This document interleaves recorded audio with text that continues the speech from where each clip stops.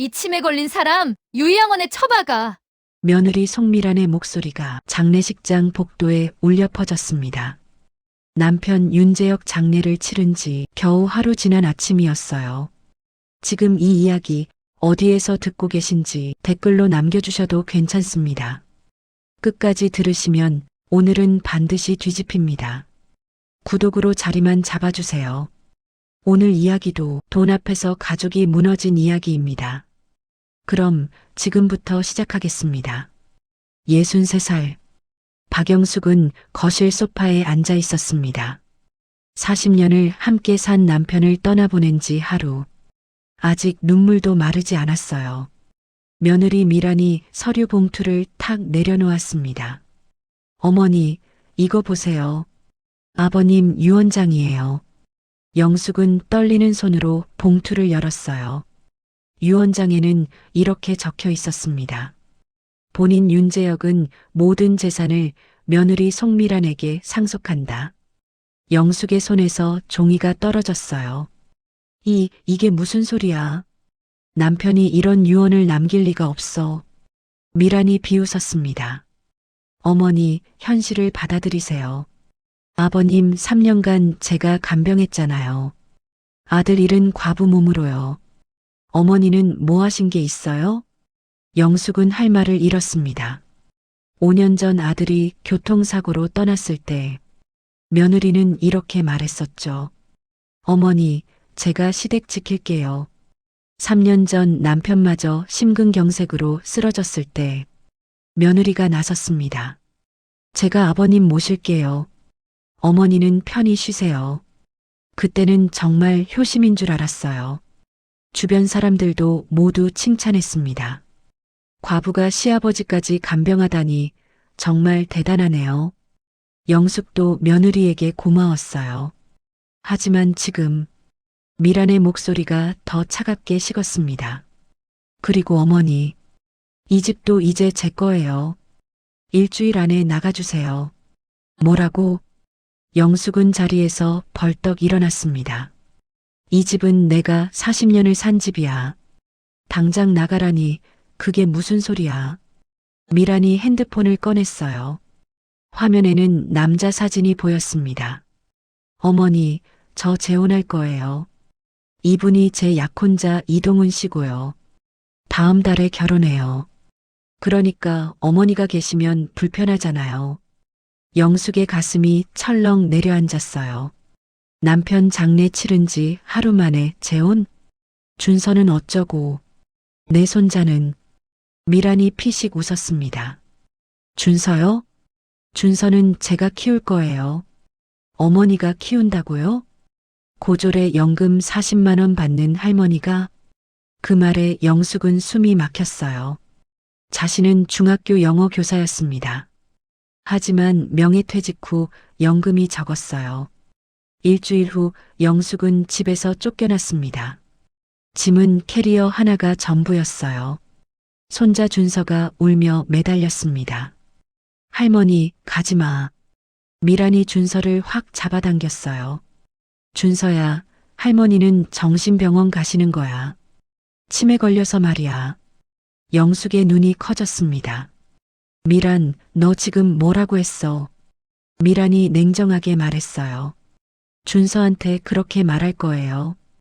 어머니가 찾아오지 못하게요. 영숙은 아무 말도 할 수 없었습니다. 캐리어를 끌고 대문을 나섰어요. 뒤에서 준서의 울음소리가 들렸습니다. 할머니, 영숙은 뒤를 돌아보지 못했어요. 돌아보면 무너질 것 같았습니다.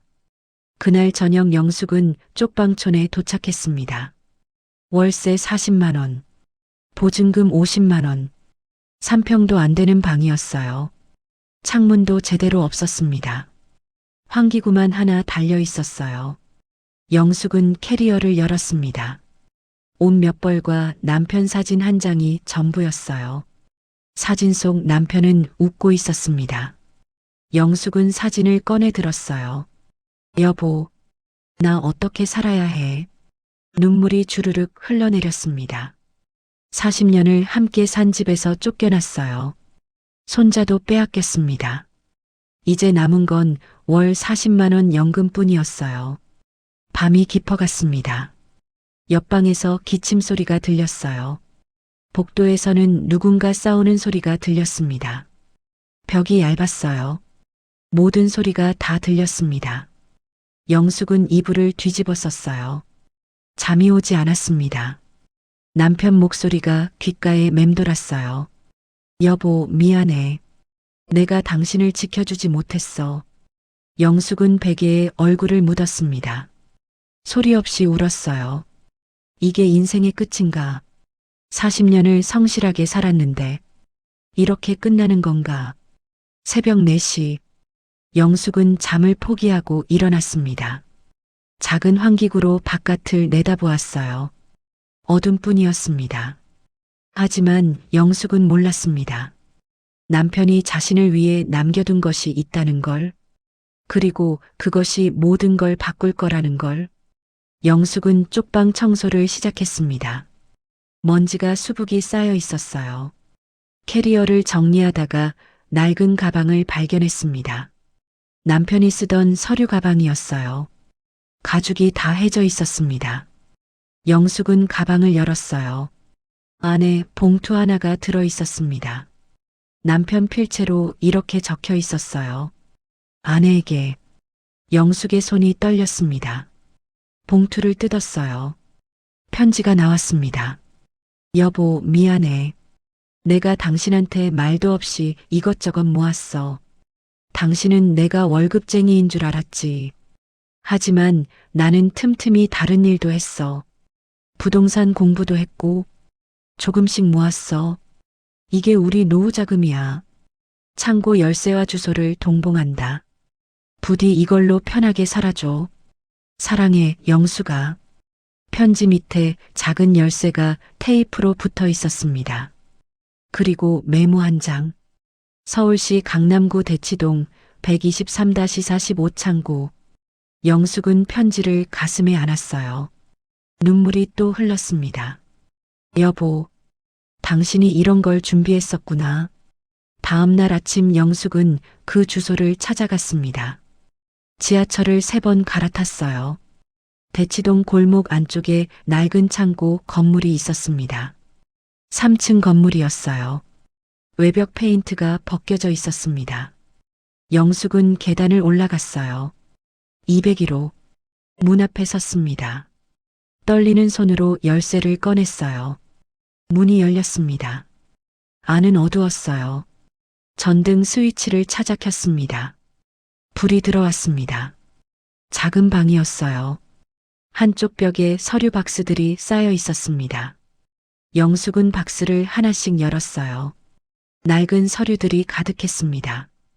부동산 등기부등본, 토지 대장, 건물 매매 계약서. 영숙은 서류를 하나하나 펼쳐봤습니다. 강남구 대치동 567번지 토지 지분 30%, 서초구 반포동 234번지 건물 지분 20%, 송파구 잠실동 890번지 상가 지분 15%, 모두 남편 이름으로 되어 있었어요. 영숙은 숨이 멎는 것 같았습니다. 이게 다 뭐지? 그때 박스 맨 밑에서 노트 한 권이 나왔습니다. 남편 필체로 빼곡히 적혀 있었어요. 2005년 대치동 토지 매입 500만 원. 2008년 재개발 소식, 현재 시세 3천만 원. 2010년 반포동 건물 지분 매입 1천만 원. 2015년 재개발 확정, 현재 시세 2억. 2020년 잠실 상가 지분 매입 2천만 원. 영숙은 노트 마지막 장을 펼쳤습니다. 2024년 현재 예상 총 시세 80억 원. 영숙의 손에서 노트가 떨어졌어요. 80억? 여보가 이런 걸 모았다고? 그 순간 며느리 목소리가 떠올랐습니다. 어머니, 아버님 유품 정리했어요. 창고에 낡은 서류들 있던데 쓰레기니까 다 버리세요. 영숙은 온몸에 소름이 돋았습니다. 며느리가 버리라던 게 이거였어? 80억짜리 서류를? 박스 옆에 또 다른 봉투가 있었습니다. 영숙은 봉투를 열었어요. 은행 통장이 나왔습니다. 적금 통장이었어요. 남편 명의였습니다. 잔액란을 봤어요. 10억 원. 영숙은 그 자리에 주저앉았습니다. 부동산 80억에 현금 10억. 총 90억? 남편이 40년간 모은 돈이었어요. 여보, 당신이 이렇게까지. 영숙은 통장을 꼭 쥐었습니다. 눈물이 멈추지 않았어요. 하지만 슬픔만은 아니었습니다. 감사함이었어요. 그리고 희망이었습니다. 며느리한테 빼앗긴 집, 손자, 모든 게 돌아올 수 있었어요. 영숙은 서류들을 다시 박스에 넣었습니다. 조심스럽게 정리했어요. 창고 문을 잠그고 나왔습니다. 복지관으로 향했어요. 점심 무료 급식을 받으러 가는 길이었습니다. 복지관 앞 큰 길을 지나가는데 앞에서 익숙한 목소리가 들렸어요. 이것도 포장해 주세요. 저건 2개요. 영숙은 고개를 들었습니다. 백화점 명품관 앞이었어요. 유리문 너머로 여자가 보였습니다.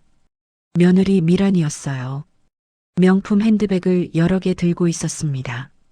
직원이 포장을 하고 있었어요. 미란이 카드를 내밀었습니다. 영숙은 그 자리에 멈춰 섰어요. 저 여자가 지금 뭐 하는 거지? 남편 장례 치른 지 열흘. 명품을 저렇게 사들이고 있어? 직원이 영수증을 건넸습니다. 미란이 받아들었어요. 입가에 웃음이 걸려 있었습니다. 영숙은 주먹을 꽉 쥐었어요. 손톱이 손바닥에 박혔습니다. 아팠지만 참았어요. 분노가 치밀어 올랐습니다. 저 여자가 내 집을 빼앗고 내 손자를 빼앗고 지금 명품을 사고 있어. 여보 재산으로. 미란이 쇼핑백을 들고 밖으로 나왔습니다. 택시를 잡았어요. 차에 올라탔습니다. 택시가 떠났어요. 영숙은 그 뒷모습을 멍하니 바라봤습니다. 참았던 눈물이 터져 나왔어요. 하지만 이번엔 달랐습니다. 절망의 눈물이 아니었어요. 분노의 눈물이었습니다. 영숙은 손에 쥔 통장을 다시 봤어요. 10억? 그리고 창고의 서류들. 80억? 이제 알았습니다. 남편이 왜 이걸 남겨뒀는지. 자신을 지켜달라고, 싸우라고, 이기라고. 영숙은 눈물을 닦았어요. 복지관으로 가지 않았습니다. 방향을 틀었어요. 법무법인 간판이 보이는 곳으로 걸어갔습니다. 영숙은 법무법인 문을 열고 들어갔습니다. 깔끔한 사무실이었어요. 접수 직원이 물었습니다. 어떻게 오셨어요? 영숙은 떨리는 목소리로 말했어요. 유 원장 무효소송 상담받고 싶습니다. 잠시만요. 직원이 안으로 들어갔어요.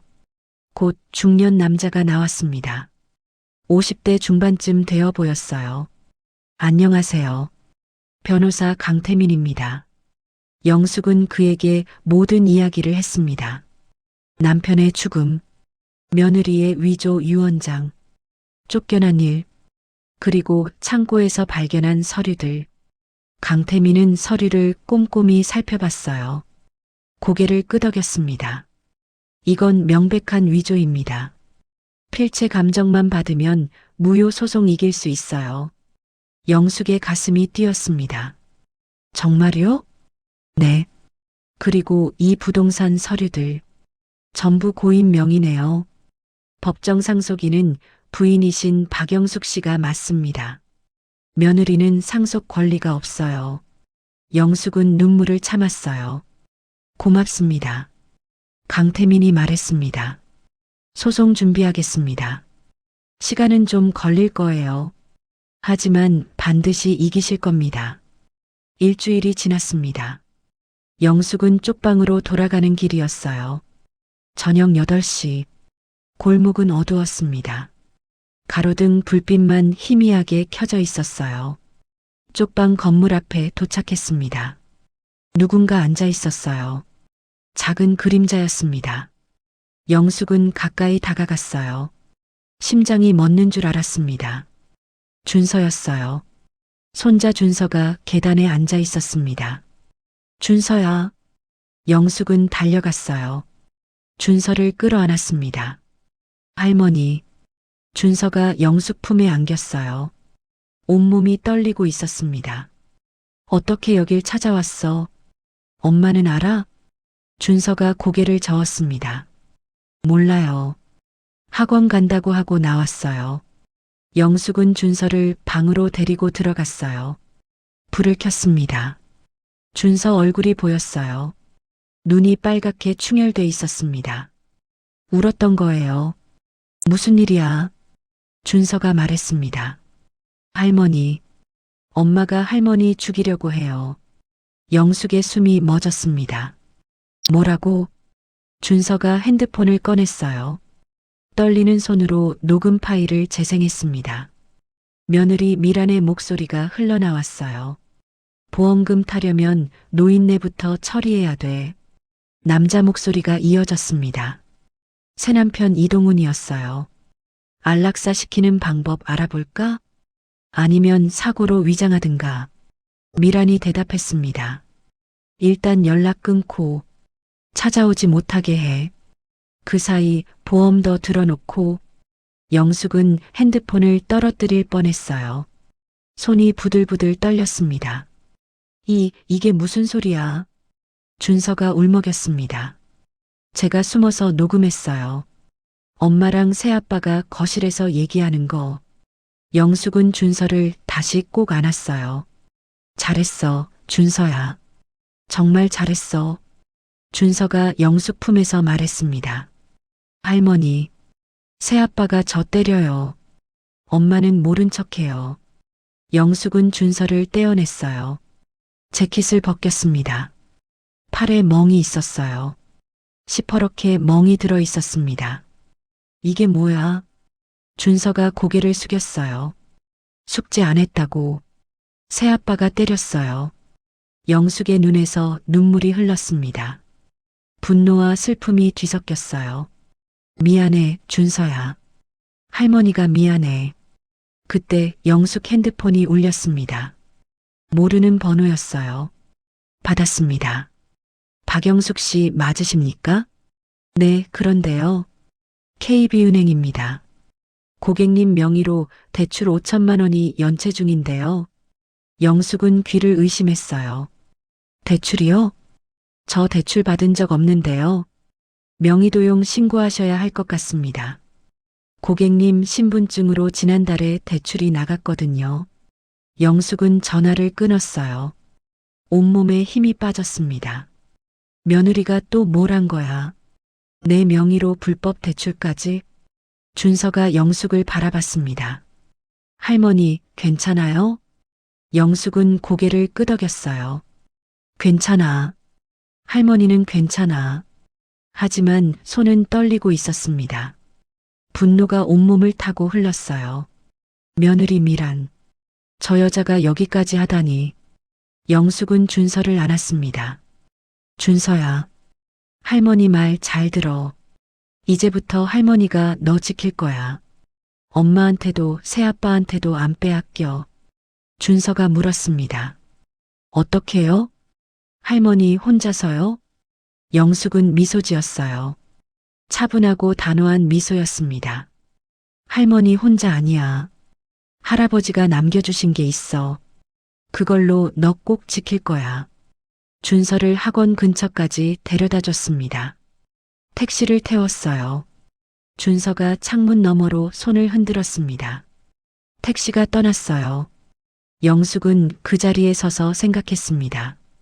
이제 더 이상 참을 수 없었어요. 며느리가 자신을 죽이려 한다. 손자를 학대한다. 불법 대출까지 받았다. 증거는 충분했습니다. 녹음 파일, 준서 몸의 멍, 은행 대출 기록. 영숙은 핸드폰을 꺼냈어요. 강태민 변호사에게 전화를 걸었습니다. 변호사님, 급한 일이 생겼습니다. 내일 아침 사무실로 찾아가겠습니다. 증거가 더 나왔어요. 전화를 끊고 쪽방으로 돌아왔습니다. 창고에서 가져온 서류들을 펼쳤어요. 부동산 등기부등본, 적금 통장, 그리고 녹음 파일. 영숙은 서류를 하나하나 정리했습니다. 손이 떨리지 않았어요. 이제 두렵지 않았습니다. 분노가 두려움을 이겼어요. 며느리 송미란, 이동훈, 이제 끝을 보자. 영숙은 남편 사진을 꺼내 들었어요. 여보, 당신이 남겨준 걸로 우리 손자 지킬게. 그리고 당신 명예도 지킬게. 반드시. 다음 날 아침 영숙은 법무법인을 찾았습니다. 강태민 변호사가 녹음 파일을 들었어요. 표정이 굳어졌습니다. 이건 살인 예비교사입니다. 경찰에 고발해야 해요. 영숙이 고개를 저었습니다. 아직은 안 됩니다. 왜요? 증거가 더 필요해요. 저 사람들이 뭘 더 저질렀는지 다 밝혀내고 한 번에 무너뜨릴 겁니다. 강태민이 고개를 끄덕였어요. 알겠습니다. 그럼 일단 위조 유언장 필체 감정부터 진행하죠. 며느리 명의도용권은요? 형사 고발 준비하겠습니다. 은행 거래 내역 확보할게요. 영숙은 또 다른 서류를 꺼냈습니다. 손자 팔에 찍힌 멍 사진이었어요. 이건 아동학대입니다. 아동보호 전문기관에 신고하겠습니다. 강태민이 말했습니다. 그리고 변호사님, 한 가지 더 부탁이 있습니다. 말씀하세요. 탐정을 소개해 주실 수 있나요? 며느리 재혼 상대 뒷조사가 필요합니다. 강태민이 명함을 건넸어요. 제가 아는 분 있습니다. 믿을 만한 분이에요. 일주일 후 탐정에게서 연락이 왔습니다.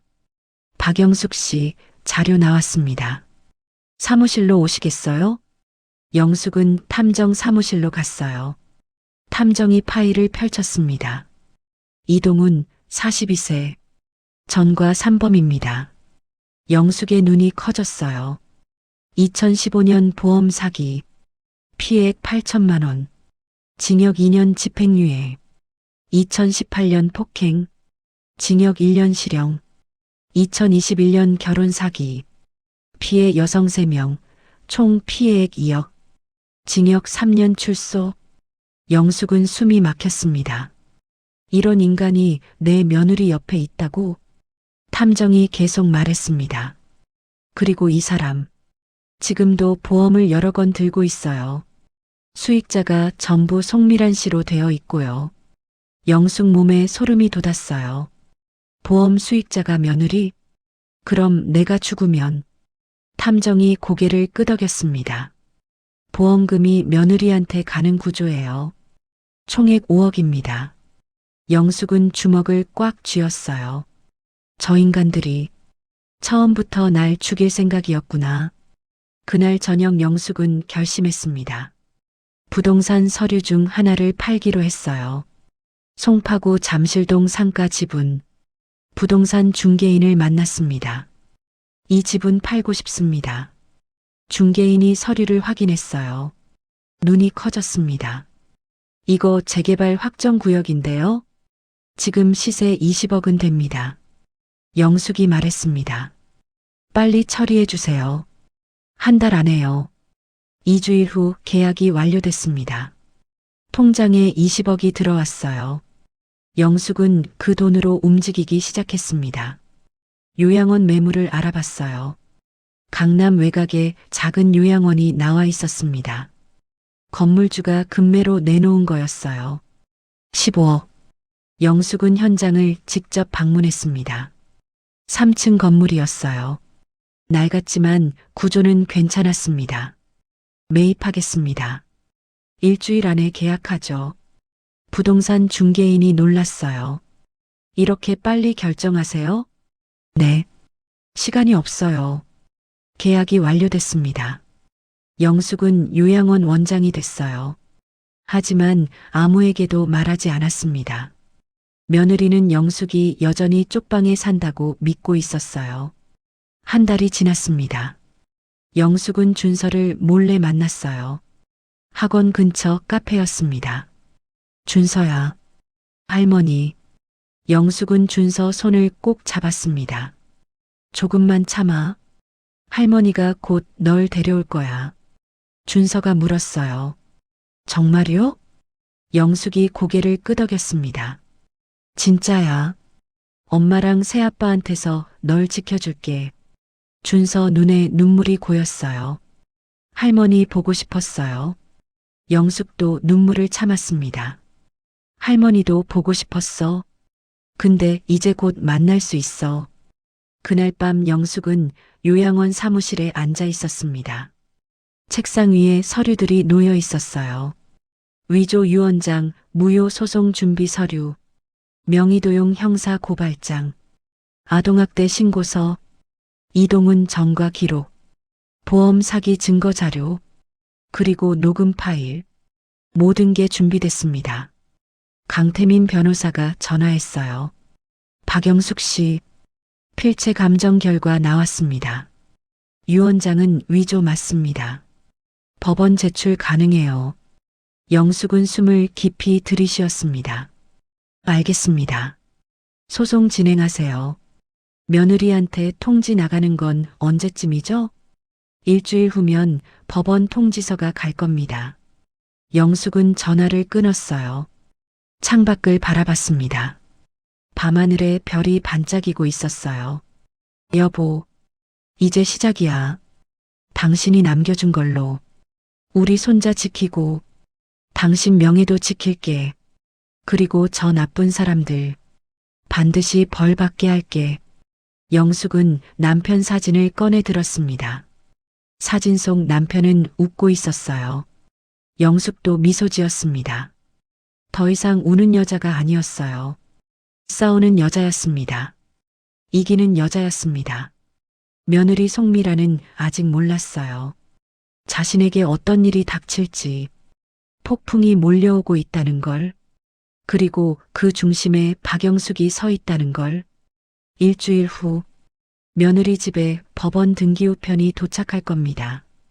유언장 무효 소송 통지서, 명의도용 형사 고발 통지서, 아동학대 조사 통지서, 세계의 폭탄. 영숙은 그날을 기다렸습니다. 조용히, 차분하게, 하지만 단호하게. 복수는 이제 시작이었어요. 며느리 송미란의 집, 우편함에 등기우편 3통이 꽂혀 있었습니다. 미란이 우편함을 열었어요. 법원 봉투가 보였습니다. 얼굴이 굳어졌어요. 급하게 봉투를 뜯었습니다.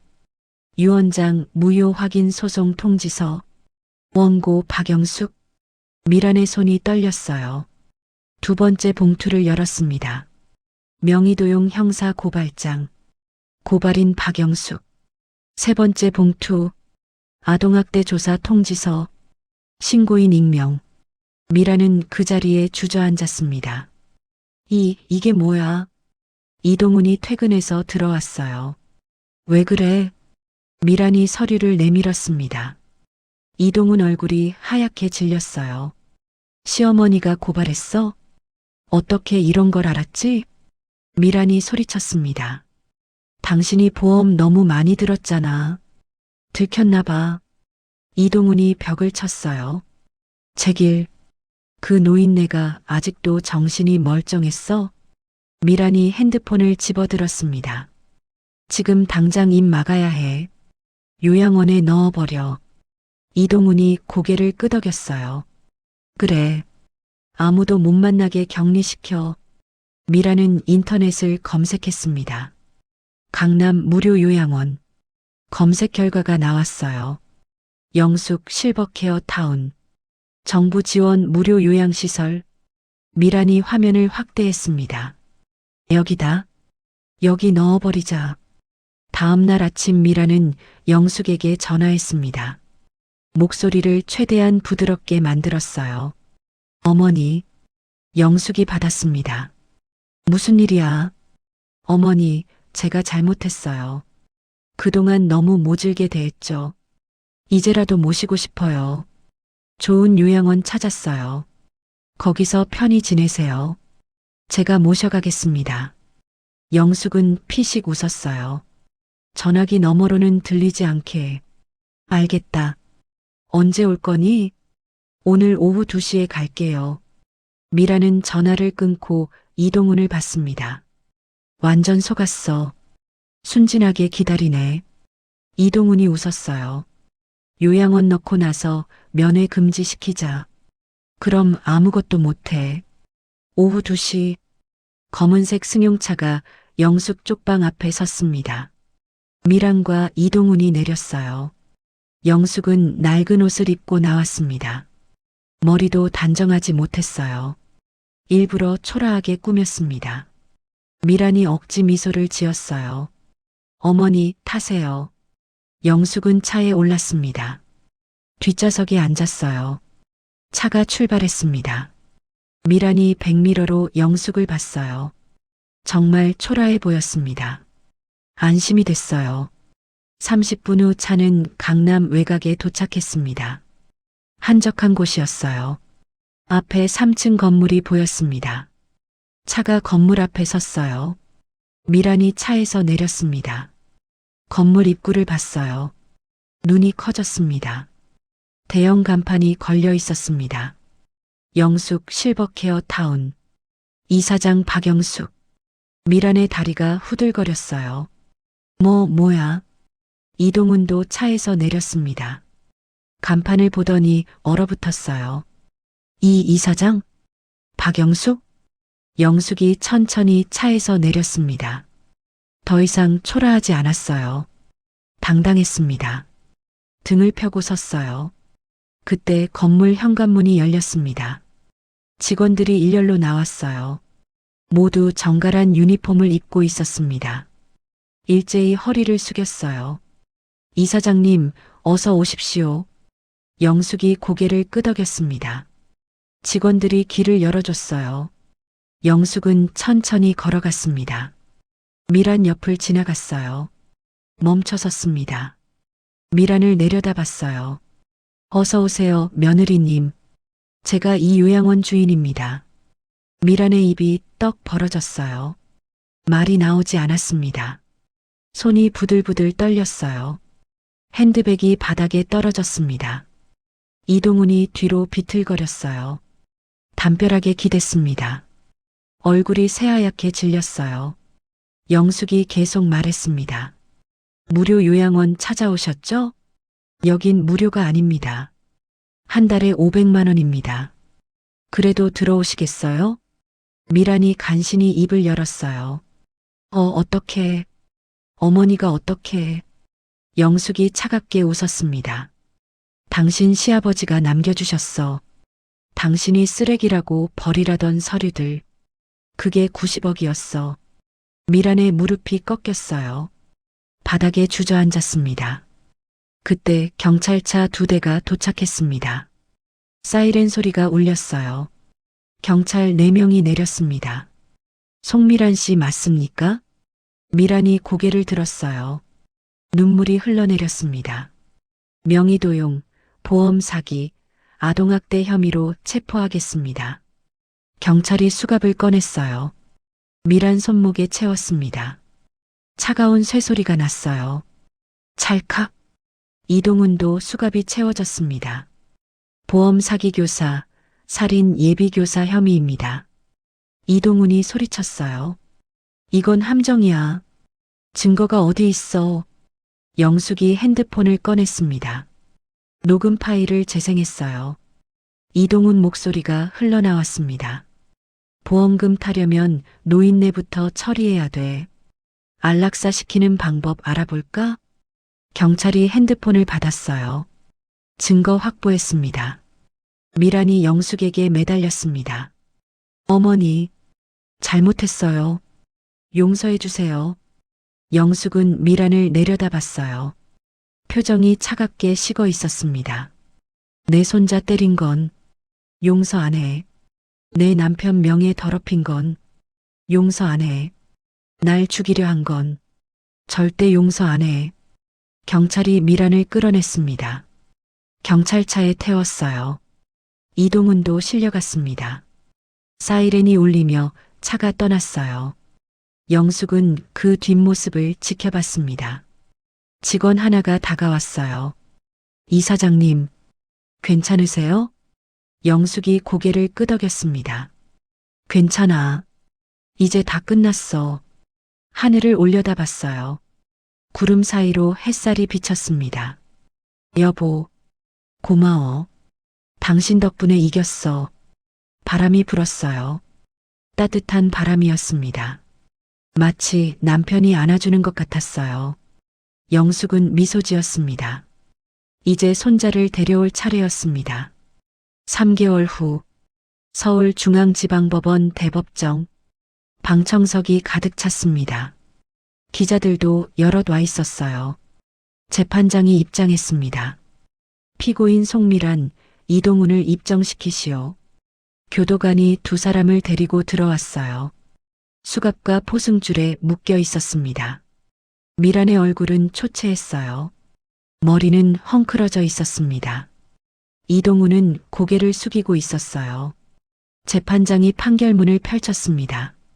먼저 유언장 무효건부터 판결하겠습니다. 감정 결과 필체가 고인과 다릅니다. 위조 유언장으로 판명됐습니다. 따라서 원고 박영숙의 청구를 인용합니다. 모든 재산은 법정 상속인인 박영숙에게 귀속됩니다. 방청석에서 박수가 터졌어요. 재판장이 계속 말했습니다. 다음 형사사건입니다. 피고인 송미란, 명의도용, 문서위조, 보험사기 혐의 모두 유죄로 인정합니다. 징역 7년을 선고합니다. 미란이 무너졌어요. 바닥에 주저앉았습니다. 재판장이 이동훈을 봤습니다. 피고인 이동훈, 보험사기 교사, 살인 예비교사, 아동학대 모두 유죄입니다. 징역 10년을 선고합니다. 이동훈이 소리쳤어요. 이건 말도 안 돼. 교도관이 그를 제압했습니다. 재판장이 마지막으로 말했습니다. 특히 피고인들은 노인을 상대로 살해까지 계획했습니다. 이는 인륜을 저버린 범죄입니다. 엄중히 처벌합니다. 재판장이 망치를 내렸어요. 탁! 판결이 확정됐습니다. 방청석 사람들이 일어났어요. 영숙을 향해 박수를 보냈습니다. 영숙은 자리에 앉아 있었어요. 눈물이 흘러내렸습니다. 이번엔 기쁨의 눈물이었어요. 재판이 끝나고 복도로 나왔습니다. 기자들이 몰려들었어요. 박영숙 씨, 소감 한 말씀 해주세요. 영숙이 마이크 앞에 섰습니다. 저는 그저 제 권리를 찾았을 뿐입니다. 남편이 평생 모은 재산, 그걸 지킨 것뿐이에요. 다른 노인분들도 당당히 싸우셨으면 좋겠습니다. 가족이라는 이름으로 부당한 일을 당하지 마세요. 그날 저녁 영숙은 학교로 갔습니다. 손자 준서 학교였어요. 교문 앞에서 기다렸습니다. 학교 시간. 아이들이 우르르 나왔어요. 준서가 보였습니다. 혼자 걷고 있었어요. 영숙이 불렀습니다. 준서야. 준서가 고개를 들었어요. 영숙을 봤습니다. 눈이 커졌어요. 할머니. 준서가 달려왔습니다. 영숙 품에 안겼어요. 할머니. 영숙은 손자를 꼭 안았습니다. 이제 괜찮아. 할머니가 왔어. 준서가 울었습니다. 할머니, 미안해요. 제가 엄마 말 들어서 할머니 못 찾아뵈서. 영숙이 준서 머리를 쓰다듬었어요. 아니야. 내 잘못 아니야. 이제 할머니가 평생 지켜줄 거야. 두 사람은 오랫동안 안고 있었습니다. 지나가는 사람들이 쳐다봤어요. 하지만 영숙은 신경 쓰지 않았습니다. 손자가 돌아왔어요. 그것만으로 충분했습니다. 6개월 후 영숙은 재단 사무실에 있었습니다. 윤재혁 실버복지재단. 남편 이름으로 만든 재단이었어요. 고독사 위기 노인들을 돕고 있었습니다. 학대받는 노인들에게 법률 지원도 했어요. 직원이 보고서를 가져왔습니다. 이사장님, 이번 달 지원자가 50명입니다. 모두 도움 잘 받았다고 감사 인사 전하셨어요. 영숙이 고개를 끄덕였습니다. 고마워요. 계속 잘 부탁합니다. 주말이 됐습니다. 영숙은 준서와 함께 산소를 찾았어요. 남편 산소였습니다. 묘비가 깨끗하게 닦여 있었어요. 영숙은 꽃을 놓았습니다. 준서도 절을 했어요. 할아버지, 다녀갑니다. 영숙은 묘비 앞에 앉았습니다. 여보, 덕분에 잘 이겼어요. 당신이 남겨준 걸로 손자도 지켰고 당신 명예도 지켰어요. 그리고 재단도 만들었어. 당신 이름으로요. 많은 노인분들 돕고 있어요. 당신이 좋아하실 것 같아서 바람이 불었습니다. 나뭇잎이 살랑거렸어요. 영숙은 미소 지었습니다.